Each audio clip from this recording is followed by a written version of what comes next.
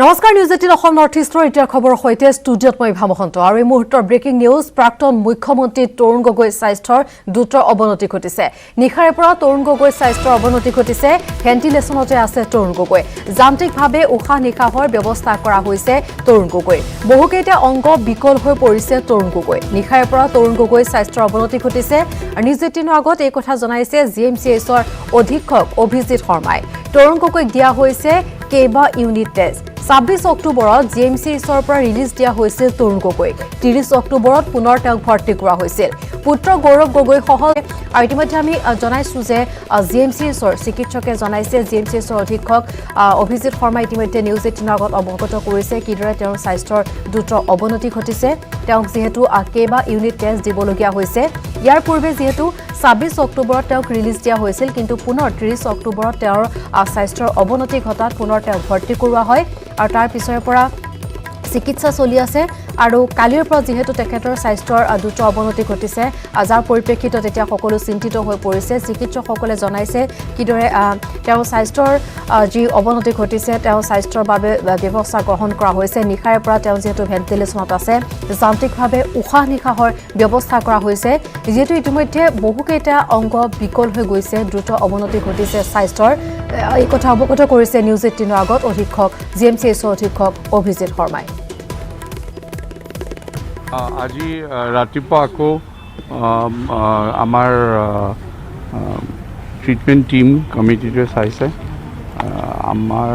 এটাই ক'ব পাৰোঁ কি he is very very critical ডক্টৰে চাই আছে যিমানখিনি পাৰোঁ আমি কৰিছোঁ so' present statuses sir is very very critical সেইখিনিয়ে ক'ব পাৰি আৰু কালি 4 ঘণ্টা প্ৰথম অৱস্থাত লোৱা হৈছিলে কিন্তু 6 ঘণ্টালৈকে তেওঁ যুঁজি আছে বুলি কৈছে হয় আৰু সেইটো ডায়েলিচিছ 6 ঘণ্টা কৰিলে তাৰপিছত আজি ৰাতিপুৱাৰ ষ্টেটাছটো ছাৰৰ present status is very very critical doctors are looking into it entire team is there and let's hope আৰু যেটা আমি জনাই আছো স্বাস্থ্যৰ দ্ৰুত অৱনতি ঘটিছে হেহৈতে খবৰ যেহেতু আহিছে বৰ্তমান তেওঁক ডায়ালিসিস কৰিব পৰা পৰ্যায়ত নাই বুলি চিকিৎসকে জনাইছে বিপুল বৰ্মন আছে আমাৰ হৈতে জিএমচিএছৰ পৰা পোনপটীয়া সম্প্ৰচাৰ বিপুল কি জনাব হেহৈতে খবৰ আমাৰ হাতলৈ যি খবৰ আহিছে অধিক অৱনতি ঘটিছে বুলি জানিব পৰা গৈছে তৰুণ গগৈ স্বাস্থ্যৰ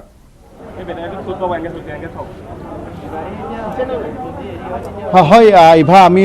পুৱাৰে পৰা আমি কেমেৰা পাৰ্চন নিতুল কৃষ্ণ আৰু মই আমি গুৱাহাটী চিকিৎসা মহাবিদ্যালয়ত থাকি আমি সেই পৰিৱেশ দেখুৱাইছিলোঁ আৰু কৈছিলোঁ যে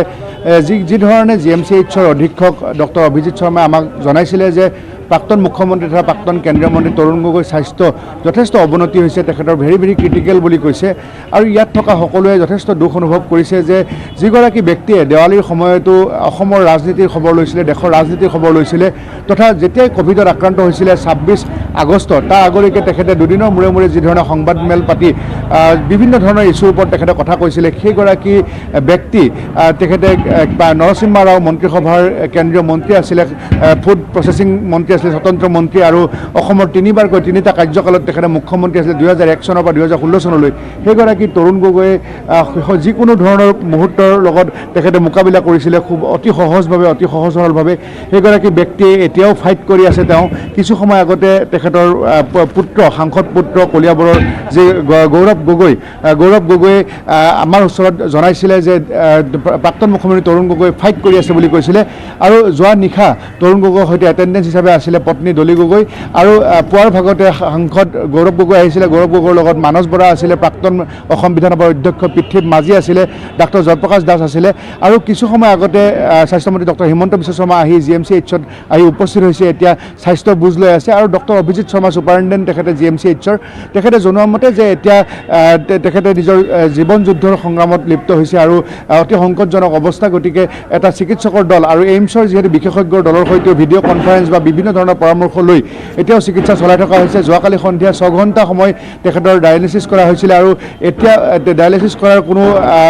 কোনো সম্ভাৱনা নাই, কাৰণ তেখেতৰ বিভিন্ন ধৰণৰ অংগবোৰ বিকল হৈছে বুলি কৈছে। আৰু তেখেতে যোৱাকালি যি ধৰণে এবাৰ চকু মেলি চাইছিলে, তাৰপিছত তেখেতে এতিয়া কৃত্ৰিমভাৱে তেখেতে উশাহ নিশাহ লৈ আছে। গতিকে আচলতে কোনেও ভবা নাছিলে যে এই ধৰণে তেখেতৰ স্বাস্থ্যৰ এই সাংঘাতিকভাৱে তেখেতৰ অৱনতি হ'ব। কাৰণ মই পুনৰ এবাৰ কৈছোঁ যে দেৱালীৰ সময়ত তেখেতে ডাক্তৰ জয়প্ৰকাশ দাসক সুধিছিলে যে লখিমপুৰলৈ ফ্লাইট চলিছেনে, নিৰ্বাচনৰ সময়ত মই তাত কেম্পেইনিঙত যাম, এই ধৰণৰ কথা কোৱা ব্যক্তিজনে দেৱালীটো বেছি দিন আগত নাছিলে, আজিৰ পৰা মাত্ৰ 6-7 দিন আগৰ কথা। গতিকে তাৎক্ষণিকভাৱে যে তেখেতৰ এনেধৰণে স্বাস্থ্য অৱনতি হ'ল, আজি ভেণ্টিলেশ্যনত যাব লগা হ'ল ICUৰ পৰা, তাৰপিছতে তেখেতে উশাহ নিশাহ কৃত্ৰিমভাৱে লৈ আছে। এই গোটেই কথাবিলাকৰ পাছত আজি অসম আৰু উত্তৰ পূৰ্বাঞ্চল তথা ভাৰতবৰ্ষৰ বিভিন্ন ধৰ্মাৱলম্বী লোক বা বিভিন্ন শুভাকাংক্ষীয়ে, বিভিন্ন ৰাজনৈতিক দলৰ নেতাকৰ্মীয়ে সকলোৱে তেখেতৰ বাবে প্ৰাৰ্থনা জনাইছে, আশু আৰোগ্য কামনা কৰিছে। যোৱাকালিও ARDFৰ মুৰব্বী সাংসদ মৌলানা বদৰুদ্দিন আজমলেও তেখেতৰ কাৰণে দোৱা কৰিছিলে, উচুপি উঠিছিলে। আৰু প্ৰধানমন্ত্ৰী নৰেন্দ্ৰ মোদীয়ে পুত্ৰক ফোনযোগে পিতৃৰ খবৰ লৈছিলে, ৰাজনাথ সিঙে খবৰ লৈছিলে, আৰু বিভিন্ন দলৰ লোকসকলে যুৱ প্ৰজন্মৰ হাত থক জুবিন গাৰ্গেও আহি কিনে তেখেতৰ যি জনপ্ৰিয়, তেখেতৰ প্ৰিয় যিগৰাকী ৰাজনৈতিক নেতা, তেওঁৰ স্বাস্থ্যৰ খবৰ লৈছিলে। গতিকে এই মুহূৰ্তত এটাই কথা আমি সকলোৱে আশা কৰিছোঁ যে তেখেতে ভাল পাই উঠক আৰু পুনৰ সক্ৰিয় ৰাজনীতিলৈ উভতি আহক। ইভা, নিশ্চয় বিপুল, আপুনি কোৱাৰ দৰে আচলতে অসমৰ ৰাজনীতি আচলতে সবাতোকৈ জনপ্ৰিয় এগৰাকী নেতা বুলি ক'লে ভুল কোৱা নহ'ব। কাৰণ যিগৰাকী নেতাৰ এতিয়া তেওঁ স্বাস্থ্যৰ অৱনতি ঘটাৰ সময়ত বা তেওঁ এনেদৰে ভৰ্তি হৈ থকাৰ সময়ত সকলো পক্ষৰ লোক ৰাজনৈতিক, তেওঁ নিজৰ ৰাজনৈতিক দল নহয়, প্ৰতিটো শাসক বিৰোধী দল। তাতকৈ গুৰুত্বপূৰ্ণ কথাটো হৈছে যে প্ৰতিগৰাকী সৰ্বসাধাৰণ লোক, প্ৰতিটো ক্ষেত্ৰৰ লোক সকলোৱে আচলতে এই মুহূৰ্তত আমাৰ হাতলৈ যিবোৰ খবৰ আহিছে, সকলোৱে তেওঁৰ আশুআৰোগ্য কামনাৰে সকলোৱে প্ৰাৰ্থনা কৰিছে। যিমানে পাৰে সকলোৱে গৈ GMCHত উপস্থিত হৈছে। সকলোৱে এটাই কথা এই মুহূৰ্তত আচলতে চিকিৎসকৰ পৰা শুনিব খুজিছে যে তেওঁৰ স্বাস্থ্যৰ অৱস্থা সংকটজনক নহয়, কিন্তু তাৰ বিপৰীত ভাষ্য যিহেতু চিকিৎসকৰ ফালৰ পৰা দিয়া হৈছে, স্বাস্থ্যৰ দ্ৰুত অৱনতি ঘটিছে। আপুনি ইতিমধ্যে উল্লেখ কৰিছে ডায়েলিচিছ কৰিব পৰা পৰ্যায়ত যিহেতু বৰ্তমান নাই। বিপুল, আমি জানিব বিচাৰিম চিকিৎসকৰ ভাষ্য আপুনি জনাইছে, আৰু এই মুহূৰ্তত GMCHত আৰু কোন কোন লোক আহি উপস্থিত হৈছে?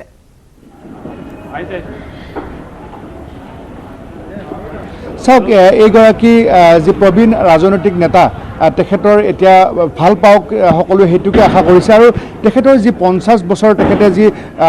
ইলেকশ্যন খেলি তেওঁ জয়লাভ কৰি আছিলে 1971 চনত, তেতিয়া ইন্দিৰা গান্ধীৰ চৰকাৰ আছিলে, তেতিয়া তেখেতে যোৰহাট লোকসভা সমষ্টিৰ পৰা সাংসদ হিচাপে নিৰ্বাচিত হৈছিলে। পৰৱৰ্তী সময়ত কলিয়াবৰৰ পৰা সাংসদ হিচাপে নিৰ্বাচিত হৈছিলে, আৰু নৰসিংহ ৰাও মন্ত্ৰীসভাত তেখেতে ফুড প্ৰচেছিং মন্ত্ৰী আছিলে স্বতন্ত্ৰ বিভাগৰ। আৰু তাৰপিছত তেখেতে মাৰ্ঘেৰিটা বিধানসভা সমষ্টিৰ পৰা জয়লাভ কৰিছিলে বিধায়ক হিচাপে, আৰু শেষত তৰুণ গগৈ তিতাবৰৰ পৰা এতিয়াও বিধায়ক হৈ আছে। গতিকে আৰু সেই যে 1971 চনৰ পৰা এতিয়া 2021 চনলৈকে বা তেখেতৰ টাৰ্মটো আছেই। গতিকে এই 50 বছৰৰ যি ৰাজনৈতিক জীৱন এনেধৰণে দপদপাই আছিলে অসমৰ ৰাজনীতিত। আৰু আপুনি কৈছে যে হয়, তেখেত এগৰাকী অন্যতম জনপ্ৰিয় যি মুখ্যমন্ত্ৰী, আৰু বিভিন্ন ধৰণৰ তেখেতে শান্তি প্ৰক্ৰিয়াৰ পৰা আৰম্ভ কৰি অন্যান্য বিভিন্ন ধৰণৰ তেওঁ যি জটিল সময়ত তেখেতে 2001 চনত অসমৰ মুখ্যমন্ত্ৰী দায়িত্ব লৈছিলে, আৰু তাৰপিছতে বিভিন্ন সমস্যাবোৰ সমাধান কৰিছিলে বা অসমখন নিৰ্মাণৰ সপোন দেখিছিলে। সেইগৰাকী তৰুণ গগৈয়ে ইয়াত তেখেতে আহিছিলে 26 আগষ্টৰ দিনাখন GMCHত। তাৰপিছত তেখেতে ভাল পাইছিলে, কৰোণাৰ পৰা তেখেতে মুক্ত হৈছিলে, আৰু মুক্ত হৈ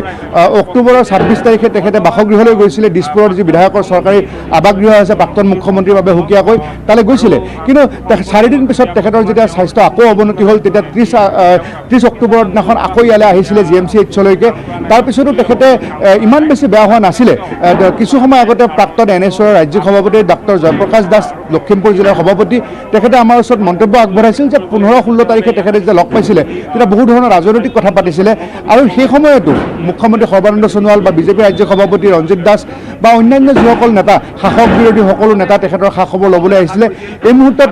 উপসভাপতি ৰকিবুল হুছেইনক আমি ভিতৰত দেখিছোঁ, আমি ডাক্তৰ জয়প্ৰকাশ দাসক দেখিছোঁ, মানস বৰাক দেখিছোঁ আমি ভিতৰত, তৰুণ গগৈৰ ওচৰত আছে পুত্ৰ গৌৰৱ গগৈ আছে, পত্নী দলি গগৈ আছে, আৰু লগতে হিমন্ত বিশ্ব শৰ্মা আহি উপস্থিত হৈছে। সকলোৱে তেখেতৰ স্বাস্থ্যৰ খবৰ লৈ আছে ভিতৰত। আমি যথেষ্ট আৱেগিক দেখিছোঁ অসম বিধানসভাৰ বিৰোধী উপদলপতি চামগুৰি সমষ্টিৰ বিধায়ক প্ৰাক্তন মন্ত্ৰী ৰকিবুল হুছেইন, আৰু তেখেতে কোনো ধৰণৰ প্ৰতিক্ৰিয়া প্ৰকাশৰ পৰা বিৰত আছিলে, ওপৰত ডক্টৰৰ লগত কথা পাতি আছে। আৰু এই মুহূৰ্তত এই গোটেই পৰিৱেশটো যিহেতু অধীক্ষকে কৈছে যে ভেৰি ভেৰি ক্ৰিটিকেল তৰুণ গগৈৰ স্বাস্থ্য, গতিকে আচলতে এটা শোকাকুল পৰিৱেশ বিৰাজ কৰিছে। আছে মনত সকলোৱে দুখ পাইছে যে তেখেতে স্বাস্থ্যৰ কিয় ইমান বেছি অৱনতি হ'ল। সকলোৱে সেইকাৰণে ইভা প্ৰাৰ্থনা জনাইছে যাতে স্বাস্থ্য উন্নতি হৈ তেখেতে যাতে আকৌ সক্ৰিয় ৰাজনীতিলৈ ঘূৰি আহিব পাৰে। ইভা, হয় নিশ্চয় বিপুল এতিয়া সৰ্বসাধাৰণ লোকৰ লগতে চিকিৎসক আসলতে সকলো ভগৱানৰ ওপৰত এৰি দিছে এই মুহূৰ্তত বিপুল বৰ্মন আপোনাক ধন্যবাদ জনাইছো আৰু নিজে দিন অসম নৰ্থ ইষ্টৰ দৰ্শকক আমি জনাইছো অসমৰ ৰাজনীতিৰ সৰ্বকালৰ সবাতোকৈ জনপ্ৰিয় এইগৰাকী ৰাজনৈতিক নেতা এইগৰাকী জ্যেষ্ঠ ৰাজনৈতিক নেতাৰ স্বাস্থ্যৰ অৱনতি ঘটাত কিদৰে এতিয়া সকলো শোকাহত হৈ পৰিছে সকলোৱে ভগৱানৰ ওচৰত প্ৰাৰ্থনা জনাইছে এই মুহূৰ্তত যিসকলে আসলতে পাৰে সকলোৱে সেই স্থানত উপস্থিত হৈছে আৰু যিসকল যাব পৰা নাই GMCHলৈ সকলোৱে ৰাজ্যৰ বিভিন্ন প্ৰান্তত আমি জনাইছো এইগৰাকী বৰ্ষীয়ান নেতা এইগৰাকী জনপ্ৰিয় নেতাৰ আখৰোগ্য কামনাৰ বাবে সকলোৱে প্ৰাৰ্থনা জনাইছে কিন্তু আমি জনাইছো শেহতীয়া খবৰ চিকিৎসকে যেহেতু জনাইছে বৰ্তমান ডায়ালিসিস কৰিব পৰা অৱস্থাত যেহেতু নাই আৰু অধিক অৱনতি ঘটিছে গতিকে সকলো চিন্তিত হৈ পৰিছে শোকাহত হৈ পৰিছে এই মুহূৰ্তত তৰুণ গগৈ স্বাস্থ্যক লৈ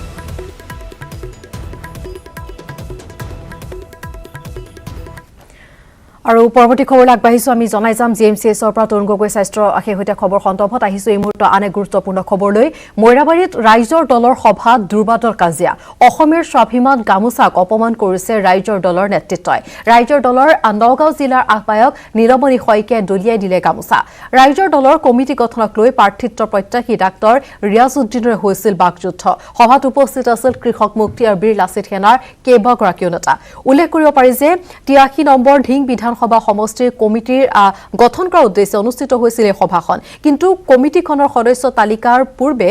প্ৰস্তুত কৰি লৈ অহা হৈছিল আৰু এই তালিকাত অন্য দলৰ নেতা কৰ্মীৰ নাম অন্তৰ্ভুক্ত হোৱাক লৈ সৃষ্টি হয় উত্তপ্ত পৰিস্থিতিৰ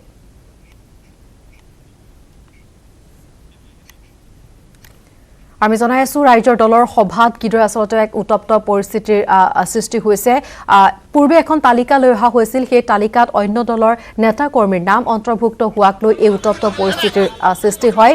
আৰু সমষ্টিৰ আমি ইতিমধ্যে জনাইছো 83 নম্বৰ ঢিং বিধানসভা সমষ্টিৰ কমিটি গঠন কৰাৰ উদ্দেশ্যে এই সভা অনুষ্ঠিত হৈছিল কিন্তু কমিটিৰ সদস্য তালিকা পূৰ্বে প্ৰস্তুত কৰা হৈছিল আৰু সেই তালিকাত অন্য দলৰ নেতা কৰ্মীৰ নাম অন্তৰ্ভুক্ত হোৱাক লৈ এই উত্তপ্ত পৰিস্থিতিৰ সৃষ্টি হয় ওডিএছ বিৰতিৰ পাছত আৰু ইতিমধ্যে আমি জনাই আছো প্ৰাক্তন মুখ্যমন্ত্ৰী তৰুণ গগৈ স্বাস্থ্যৰ কিদৰে দ্ৰুত অৱনতি ঘটিছে যাৰ পৰিপ্ৰেক্ষিতত ৰাজ্যৰ বিভিন্ন প্ৰান্তত এতিয়া দেখা পোৱা গৈছে তৰুণ গগৈ আখৰোগ্য কামনাৰে বিভিন্ন প্ৰান্তত পূজা অৰ্চনা কৰিছে ভগৱানৰ ওচৰত সকলোৱে মূৰ দুৱাইছে প্ৰাৰ্থনা কৰিছে যোৰহাট তিতাবৰতো প্ৰাক্তন মুখ্যমন্ত্ৰীগৰাকীৰ আখৰোগ্য কামনাৰ বাবে এতিয়া চলা দেখা গৈছে পূজা অৰ্চনা দৃশ্য আমি দেখুৱাইছো তিতাবৰৰ আৰু সমান্তৰালভাৱে আমি জনাইছো ৰাজ্যৰ বিভিন্ন প্ৰান্তৰ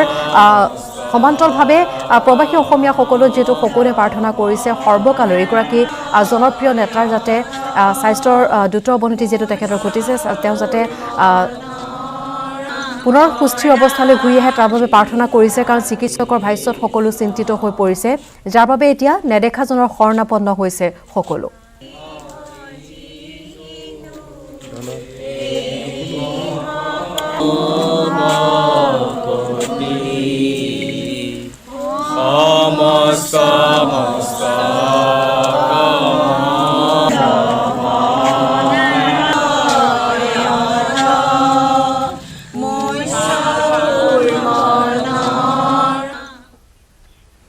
পৰৱৰ্তী খবৰ যোৱাবাটত জব্দ হৈছে বৃহৎ পৰিমাণৰ নিষিদ্ধ কফ চিৰাপ গুৱাহাটীৰ পৰা নগাঁও অভিমুখে গৈ থকা অৱস্থাত নিশা যোৰাবাট আৰক্ষীয়ে জব্দ কৰিছে এখন টাটা এচি মালবাহী বাহন জব্দকৃত বাহনখনত আছিল ৭২টা নিষিদ্ধ কফ চিৰাপৰ কাৰ্টন আৰু প্ৰতিটো কাৰ্টনত আছিল ১২০টাকৈ বটল নিষিদ্ধ কফ চিৰাপখিনিৰ মূল্য ১০ লাখ টকাতকৈ অধিক ৩৭ নম্বৰ ৰাষ্ট্ৰীয় ঘাইপথত আৰক্ষীয়ে নিয়মিতভাৱে তালাচী চলাই থকা প্ৰত্যক্ষ কৰি অবৈধভাৱে কফ চিৰাপখিনি কঢ়িয়াই অনা বাহনৰ চালকে ঘাইপথৰ দাঁতিত বাহন ৰখাই আন্ধাৰ সুযোগ লৈ পলাই যাবলৈ সক্ষম হয় পৰৱৰ্তী সময়ত বাহনত তালাচী চলাওঁতে সমগ্ৰ ঘটনা পোহৰলৈ আহে